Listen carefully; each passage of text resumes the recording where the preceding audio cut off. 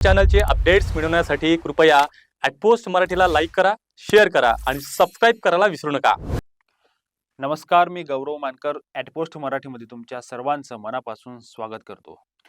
आज सकाळीच एक दुःखद घटना घडली आणि त्या दुःखद घटनेची जी ब्रेकिंग न्यूज झाली त्यामध्ये अजित पवार यांचा मृत्यू अशी ही ब्रेकिंग न्यूज होती। खरं तर ही ब्रेकिंग न्यूज नाही तर शॉकिंग न्यूजच होती। विमान अपघातामध्ये त्यांचा मृत्यू झालेला आहे आणि नॉट रिचेबल राहणारे अजित पवार ज्यांची ब्रेकिंग न्यूज होती ती आज ते कायमचेच नॉट रिचेबल झालेले आहेत।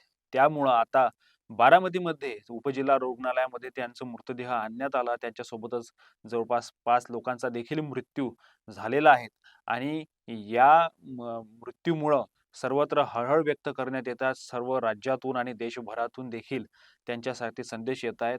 त्याच पद्धतीने यांचा जो मृत्यू झालेला आहे आणि अजित पवार हे सकाळपासून पहाटेपासून कामाला लागणारे व्यक्ती होते आणि गाडी असो किंवा अत्यंत काळजी घेणारे देखील अजित पवार होते आणि असं असताना अजित पवार यांचा विमान अपघात असा कसा झाला? कारण या अगोदर देखील 2 ते 3 वेळा असा प्रसंग त्यांच्यावर ओढवला होता। त्यावेळी त्यांच्यासोबत स्वतः देवेंद्र फडणवीस देखील होते, एकनाथ शिंदे देखील होते।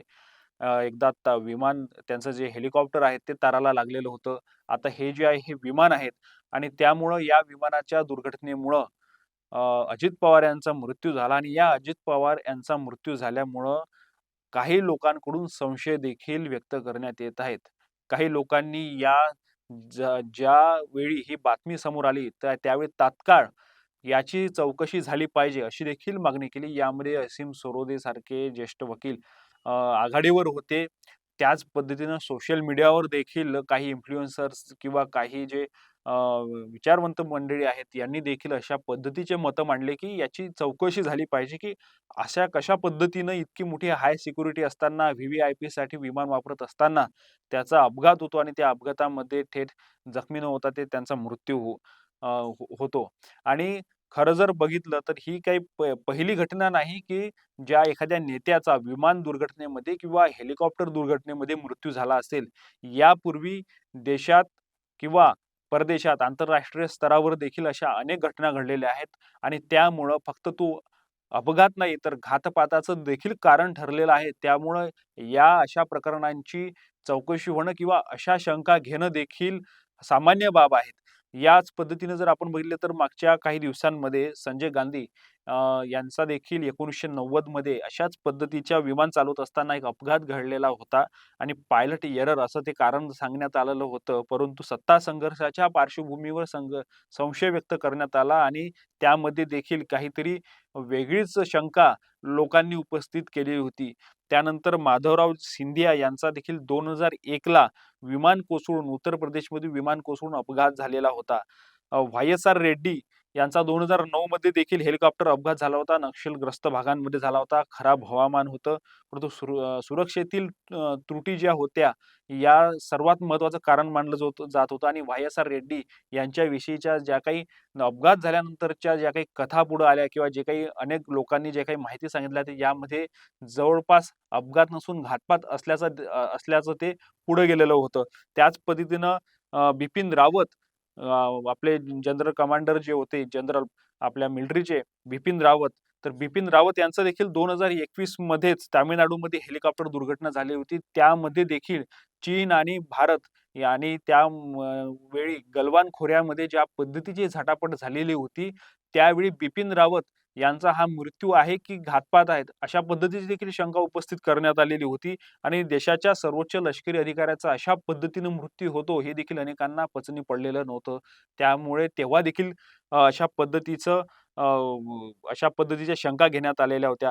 यापूर्वी अनेक वर्षा अगोदर बघितलं तर सुभाषचंद्र बोस यांचा देखील विमान अपघात झालेला होता आणि त्यांचं विमान अपघात झाल्यानंतर त्यांचे मृतदेह कुठे आहेत आणि नेमका अपघात कसा झाला, याबाबत देखील अनेकदा शंका उपस्थित करण्यात आलेल्या होत्या आणि त्या पद्धतीच्या शंका आता देखील काढण्यात येतात।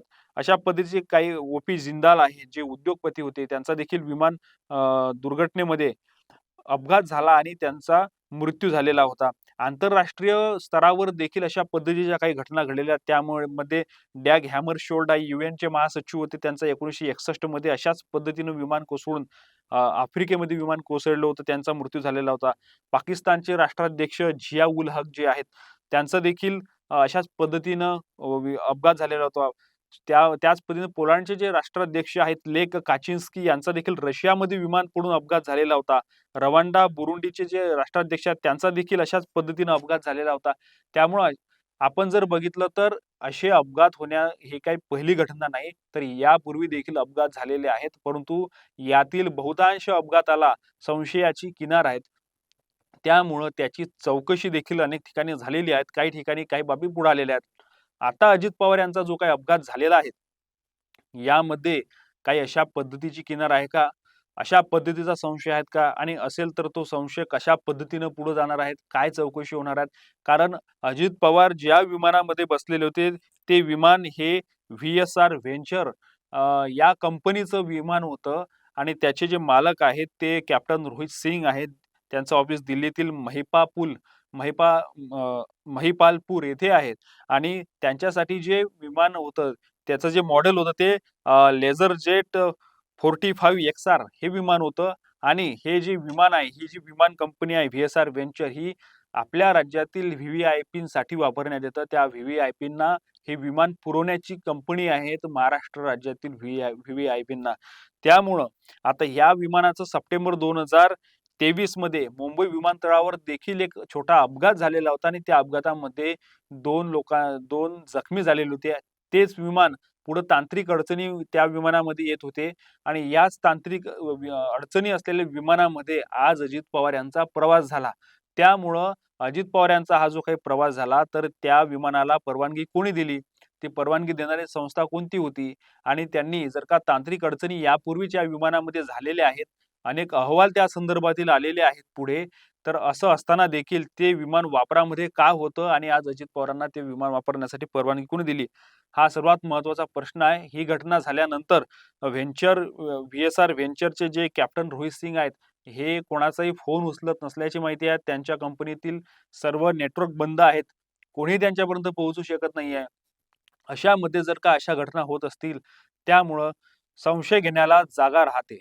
त्यामुळं अजित पवार असो की इतिहासातील अनेक घटना, अशा घटनांना इतिहासामध्ये अपघात जरी असला तरी त्याला घातपाताची आणि संशय घेण्याची जागा नक्कीच उरते. त्यामुळं इतिहासामध्ये जर अशा अपघात घडले असतील तर ते फक्त अपघात न राहता घातपाताची शक्यता देखील राहू शकते.